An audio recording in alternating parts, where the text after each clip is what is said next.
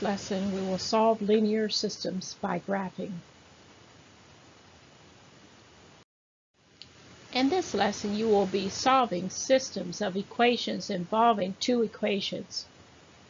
If when you sketch your two lines that they touch or intersect at one point, such as in example 1, then there is one solution. Notice these two lines touch at 0, -2. And so that is your solution, 0, -2. The solutions are about where they touch. If they touch, wherever they touch, that is your solution. Let's take a look at example 2.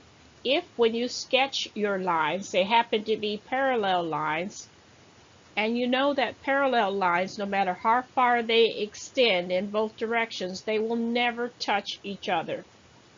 So solutions are about where they touch. If they don't touch, then the answer to those type of systems of equations is no solution. The other scenario is if when you sketch your two lines, they happen to be two identical lines, meaning the lines are the same. Recall, solutions are about where they touch or intersect. So if the lines are the same, they will touch and they will intersect at every point on the line from -infinity to +infinity, which means that the answer to those types of systems of equation problems is infinite many solutions. So again, there are three possible solutions to a linear systems in two variables. Now, before we get started graphing problems, I want to go over three scenarios of those three types of solutions we just discussed. So I'm going to go ahead and graph these two lines, equation 1 and equation number 2. So that's always step 1, is to graph your lines. That's line 1. And then you will graph line 2. Now recall I said solutions are about where they touch. So step 2 is to look at your two lines and determine, do they touch? And if so, where do they touch? And in this case, yes, the lines do intersect, they do touch. They intersect at 0, 1, which means that that is your solution.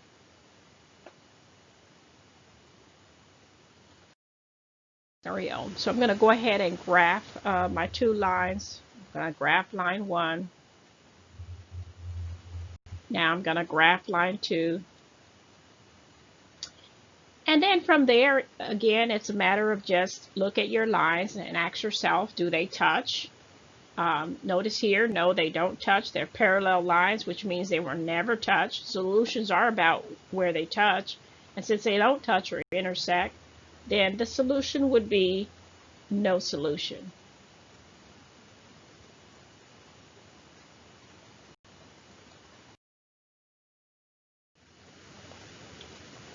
Now, in the example that we just did, where there was no solution, if you notice in your equations where you see some of the numbers are similar in many ways, meaning in this occasion they're just made up of 3 and 4.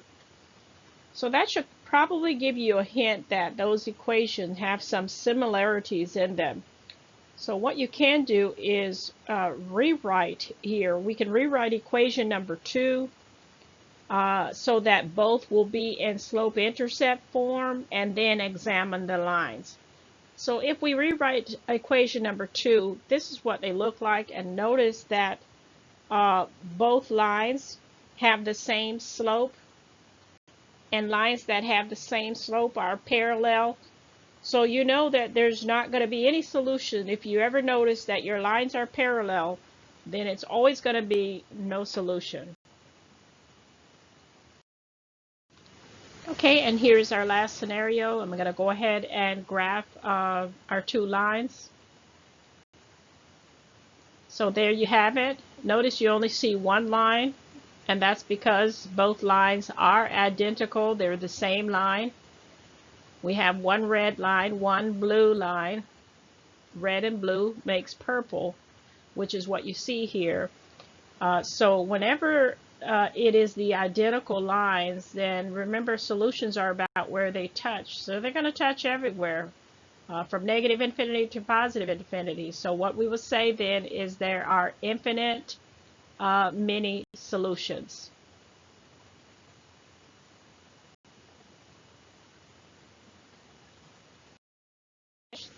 Your solution can also be obtained by just rewriting equation number 1 into slope-intercept form, and then examining the lines. Notice that the two lines are the same. So all ordered pairs along the line are solutions, so therefore, again, we would say infinite many solutions. Let's get started graphing lines here on our own. Whenever you see the equations in standard form, one of the quickest methods may be to just use what we call the x and y intercepts, meaning let x be 0 so you can find out the value of y, and then do the same, let y be 0 so you can find out the x. That is what we call finding the x and y intercepts. So to save time, in the interest of time, I'm going to go ahead and give them to you. So for line 1, we'll start with that first, and then line 2, those are our x and our y intercepts. And now we're going to use them to go ahead and graph our lines. So let's start with line 1, that's 0 and up 2 over 4 and stay at 0. Line your ruler up and draw a line through the 2 points. Remember, you only need 2 points to plot a line or to graph a line. Let's start with the intercepts now of line 2, our blue line. That is 0 and down 8. The next point is over 4 and stay at 0. Line your ruler up and draw your line.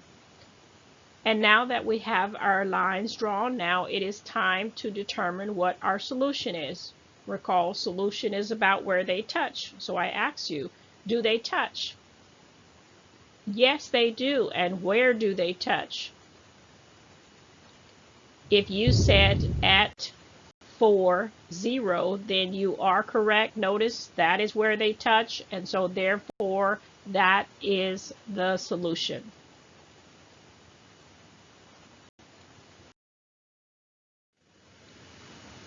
Okay, in this example, we're going to go ahead and graph our 2 lines, and as I stated before, whenever you have an equation in standard form, such as this, where x is first, then y, then the number by itself on the other side, one of the quickest ways to get 2 points to graph is to use the x and the y intercepts.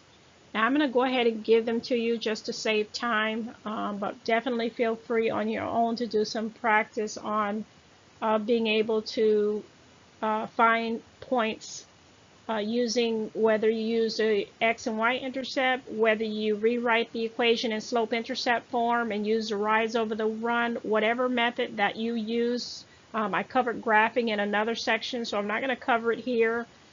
So again, to save time, I'm going to go ahead and give you the points. So here are the x and the y intercepts of both lines. Let's go ahead and graph the first line first. So that's going to be 0 and down 2 for the y-intercept.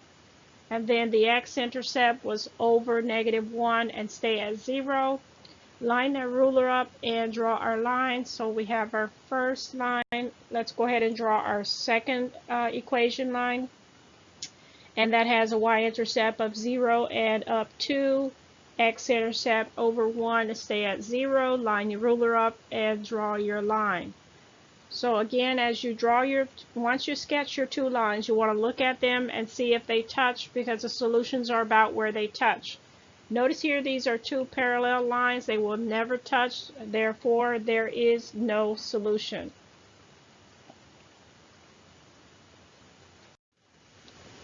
Here we're given two equations. Notice that the first one is in slope-intercept form. When the equation is in slope-intercept form, I believe one of the quickest methods for graphing it is to use the slope and the y-intercept. In other words, the rise over the run method. So step one of that would be to plot your y-intercept, which is at 0, -2, and then you will rise and run to your next point, a rise of 1 and a run of 3. Now the second equation is in standard form, so if you want, you can use the x and y-intercept for that one. So let's go ahead and graph our first line first. We're going to plot our y-intercept, which is 0 and down 2. From that point, we're going to rise and run to our next point. That is a rise of 1 and a run of 3. That takes me to my next point, and you draw a line through your points. Line 2 has a y-intercept of 0 and down 2, x-intercept over 6 and stay at 0. Line your ruler up and draw your line. Recall, solutions are about where they touch. Notice here that the two lines are identical, therefore they will touch from -infinity to +infinity. So therefore we would say that there are infinite many solutions. In this example, we're going to go ahead and graph our lines. Notice you don't see x plus y equals something or x minus y is something. You see only one variable. And whenever you have only one variable, remember that is a hint that it is either going to be a vertical or horizontal line. When you see y equals something, you know that's going to be a line that is going to pass through the y-axis. Therefore, it is going to be a horizontal line. And when you see x equals something, in this case x equals -2, that means that's going to be a line that's going to pass through the x-axis at -2. So we're going to go ahead and graph these two vertical and horizontal lines, starting with our horizontal line passing through the y-axis at 3, and then our vertical line passing through the x-axis at -2. Next, you want to ask yourself, do they touch? Yes, they do touch and intersect. Where do they intersect? They intersect right there at -2, 3. And if you really look at this, what did they give you for x value? They gave you a -2. Isn't it in that -2 in the x's place? And then the y, they gave you 3. And isn't that in the y's place? So really, this is your ordered pair right here, which is -2, 3. I don't know if you saw that or not. So there you have it.